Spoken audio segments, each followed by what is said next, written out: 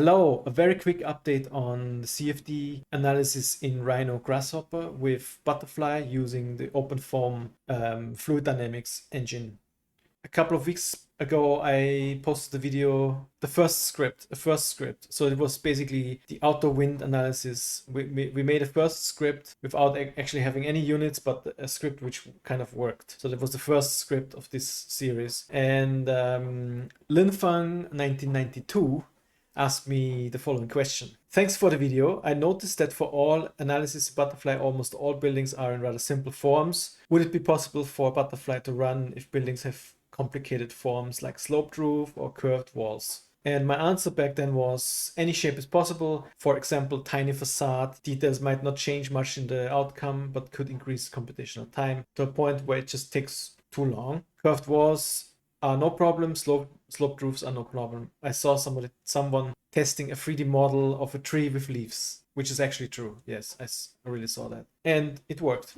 Just to get back on that, also in another video, I said that let's really try Butterfly on a big model, on a much more detailed model. But of course, we need to be careful because it really depends. Does it make sense? What level of detail makes sense if you have if you test, let's say, a whole city district, then of course you try to lower the details. You don't want to have tiny facade details, for example, because that would just increase the computational time, but will not change the outcome dramatically, or maybe even not even visible. There might not even be a visible change in the outcome. So you try to be accurate, but at the same time, you also want to lower the computational time, which is in Butterfly already quite long if you have a big model, or OpenForm in that case.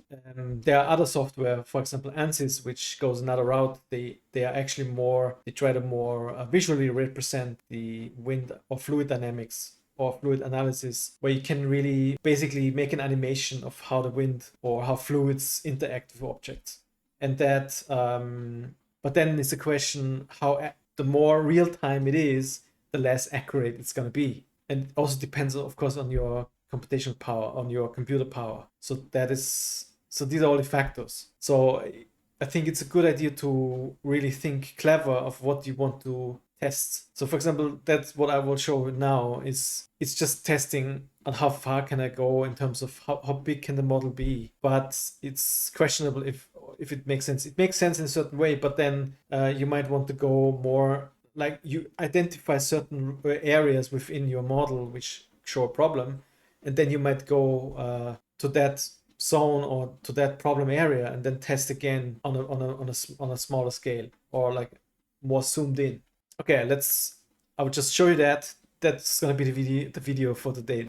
Yeah, so I downloaded this model from Cities. They provide very detailed city models. This is a model of London, and they recently had maybe still on. They had this offer where they just offer like a free sample of a city, a portion of a city, which is great. It's perfect for me to test the software and also the model, of course. Yeah, it's quite detailed. I mean, for that level, it's really good, and for the purpose as well. Even has volumes for trees. And what I did, I tested an area here. So I tested the portion where the wind comes from the south. So I didn't bother to check the wind direction really. I wanted to really know just if the computer and OpenForm can handle a bigger model. In the computation, I actually did not include this portion here. So what I loaded into the script was all these. So I loaded all this south side of London. This portion of the model was in the computation. So the wind tunnel took this whole thing into account. And then I added a plane. And that was the plane I used to distribute my computational points. And then I used a grid of 10 meters. Of course, we could go smaller, but I thought just to show it, it wouldn't make much sense to really go much more detailed for this YouTube video. So for anybody who don't understand what I'm talking here, please check out the video here. Yeah, what I did to prepare my model, that was interesting because all these buildings were one mesh. So I separated the meshes, the meshes which are not linked or not, what's the command? Mesh, split disjoint mesh. Yeah, so every mesh which was not connected got separated into its own object. Yeah, and yeah, it worked quite well. So let's see the result. Can see, I mean, it's the resolution is not very high. You could go higher. I think that's no problem. The computer could still do it. It just takes much longer. And in terms of computational time, it took several hours. So these things took a while to generate, the block mesh and also the snappy hex mesh. But then to run a solution also took several hours, and to iterate through the 300, I mean, you could possibly go much lower and run this with 100, run the solution, iterate 100 times. It's more about then how accurate will it be. Much more accurate is the question. Of course it becomes much more accurate, but at some point the changes are so minimal that it doesn't matter. So you could maybe use way less here. But yeah, I started it and I went to sleep, and in the morning it was finished. So this is like, in the past when we, as students, when we were rendering with V-Ray, and the computer just took 2 days to render the image. So that's kind of the same feeling. Yeah, it need to calculate a lot of things. Anyway, it's quite interesting what the outcome is. Yeah, you can still like change the size here of your arrows. Let's make this a bit smaller. Yeah, here you can actually see that there's some kind of wind tunneling effect. The wind direction is from the south, and you can see that it's funneling into here, into that kind of road. Here it seems like it has quite of a wind tunneling effect. If I would have the task to analyze this portion of the city, I would probably go in very much into that detail and run the same simulation again here to see what are the wind speeds during certain times of the year and so on. Yeah, I also ran the auto comfort analysis in parallel. That's maybe interesting to see. Sadly, it doesn't work here in Arctic view, but yeah, it also worked quite well. So this would be the wind speed in ground level, pedestrian level. And then the auto comfort gives you the degree in Celsius. So it's also, here is interesting that in the areas where the wind can blow freely, it's actually hot. It's like it slows down. The wind slows down here.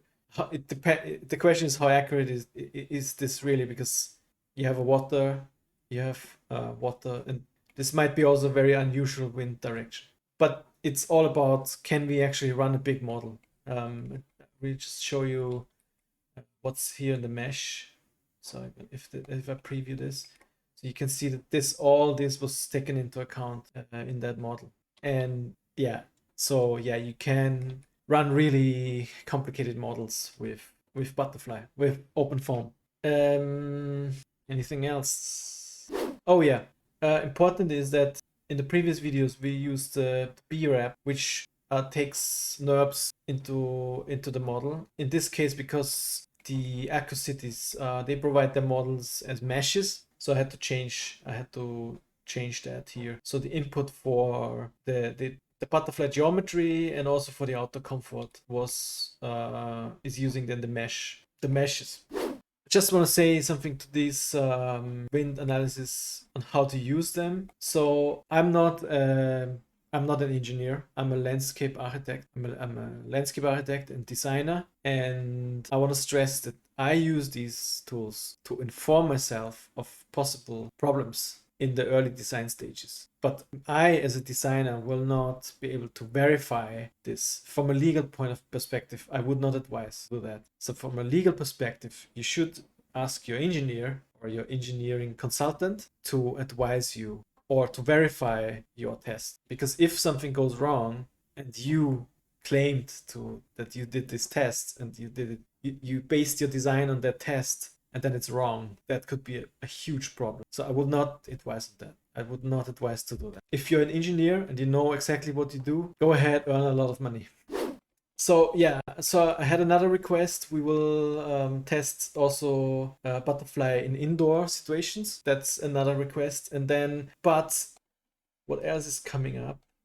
So we will look into Eddy. Eddy is another wind analysis tool for larger planning projects outdoor. It looks very interesting. It has the option of actually adding trees. That's very intriguing. Also does outdoor comfort and so on. So we will look into that. And thanks to Ramia Kanan, she actually pointed me to that. So thanks for that. That's really cool. So we'll definitely look into that. Let's see what comes up.